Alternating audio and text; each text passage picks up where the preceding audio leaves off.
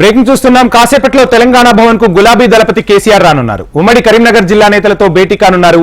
ఈ నెల 10న కరీంనగర్ లో సభపై కేసీఆర్ ప్రధానంగా చర్చించనున్నారు. సభ ఏర్పాట్లు, జన సమీకరణపై నేతలకు దిశానిర్దేశం చేయనున్నారు గులాబీ బాస్.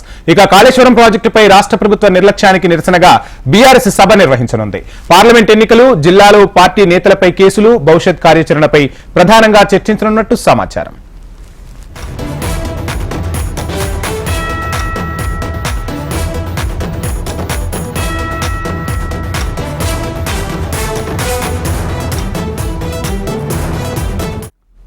కాసేపట్లో తెలంగాణ భవన్ కు కేసీఆర్ రానున్నారు. ఉమ్మడి కరీంనగర్ జిల్లా నేతలతో కేసీఆర్ భేటీ కానున్నట్టు తెలుస్తుంది. ఇక కేసీఆర్ భేటీకి సంబంధించి ఓవరాల్ డీటెయిల్స్ మా ప్రతినిధి ఏవై స్వామి అందిస్తారు. స్వామి, చూస్తూ ఉన్నాం, కరీంనగర్ అనేది కేసీఆర్ కు చాలా సెంటిమెంట్. నాటి ఉద్యమ కాలం నుంచి నేటి వరకు కూడా కరీంనగర్ ను చాలా సెంటిమెంట్ గా భావిస్తారు. ఒక రకంగా చెప్పాలంటే కరీంనగర్ నుంచే చాలా వరకు సభలు, సమావేశాలు నిర్వహిస్తూ తెలంగాణ ఉద్యమానికి ఒక ఊపు కూడా తీసుకొచ్చారు. ఈ నేపథ్యంలో కరీంనగర్ లో జరగబోయే సభకు సంబంధించి ఎటువంటి ఏర్పాట్లు జరుగుతున్నాయి? ఓవరాల్ గా మరలా కరీంనగర్ నుంచే సమరశంఖం పూరించబోతున్నారా గులాబీ దళపతి? Vamsi, BRS party Lok Sabha elections కి ఇప్పటికే సమాయత్తమవుతుంది. ఇందులో భాగంగానే ఈ నెల 10వ తేదీన కరీంనగర్ జిల్లా కేంద్రంలో ఒక భారీ బహిరంగ సభకు బీఆర్ఎస్ పార్టీ ప్లాన్ చేస్తుంది.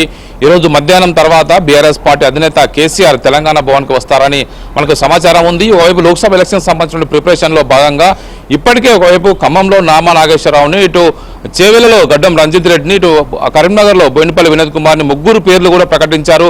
మరోవైపు నిన్ననే బీజేపీ పార్టీ తెలంగాణలో 9 లోక్సభ స్థానాలకు సంబంధించినటువంటి అభ్యర్థుల పేర్లను ప్రకటించింది. మిగతా చోట్ల కూడా పార్టీ సన్నాహాలు చేస్తున్న నేపథ్యంలో బీఆర్ఎస్ పార్టీ కూడా లోక్సభ ఎలక్షన్స్ ని అత్యంత ప్రతిష్టాత్మకంగా తీసుకుంది.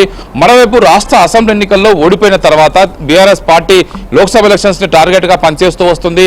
తెలంగాణకు సంబంధించిన ప్రయోజనాలు నిలబెరాలంటే ఖచ్చితంగా లోక్సభలో బీఆర్ఎస్ పార్టీ సీట్లు ఉంటేనే అది నెరవేరడానికి సాధ్యమవుతుంది. ఖచ్చితంగా మన గలం తెలంగాణ పార్లమెంట్లో తెలంగాణ గలం వినిపించాలంటే ఖచ్చితంగా మన ఎంపీలు ఉండాలనేది కూడా బీఆర్ఎస్ పార్టీ ప్రజలకు తీవ్రంగా తీసుకెళ్లి ప్రచారం చేస్తుంది.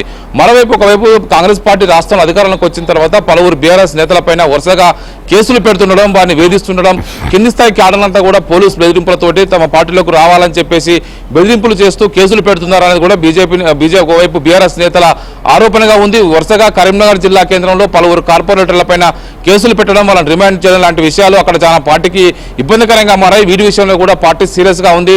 ఒకవైపు కాళేశ్వరం ప్రాజెక్టు సంబంధించి, మేడిగడ్డ డ్యామ్ కుంగిన విషయం సంబంధించి కావాలని చెప్పేసి గత బీఆర్ఎస్ పార్టీని, ప్రభుత్వాన్ని బ్లేమ్ చేయడం కోసం కాంగ్రెస్ పార్టీ ప్రయత్నం చేస్తుంది.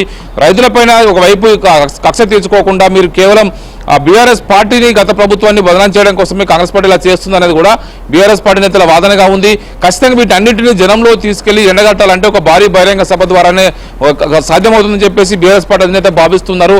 అందులో భాగంగా మార్చి 10వ తేదీన కరీంనగర్ కేంద్రంలో మెడికల్ కాలేజ్ గ్రౌండ్ లో ఒక భారీ బహిరంగ సభకు పార్టీ ఒకవైపు ప్రిపేర్ అవుతుంది. దీనికి సంబంధించిన ఏర్పాట్లు కావచ్చు, జన సమీకరణ కావచ్చు, ఈ బహిరంగ సభ ద్వారానే లోక్సభ ఎలక్షన్ సంబంధించినటువంటి ఎన్నికల సమరశంకారాన్ని పూరించే అవకాశం అయితే కనబడుతుంది. వంశీ, స్వామి, చూస్తున్నా మొన్న రేవంత్ రెడ్డి బహిరంగ సభలో కీలక ప్రకటన చేశారు. ఒక్క సీటు కూడా ఈసారి మీరు గెలిచే అవకాశమే లేదని చెప్పి సవాల్ విసిరారు కేటీఆర్ కు.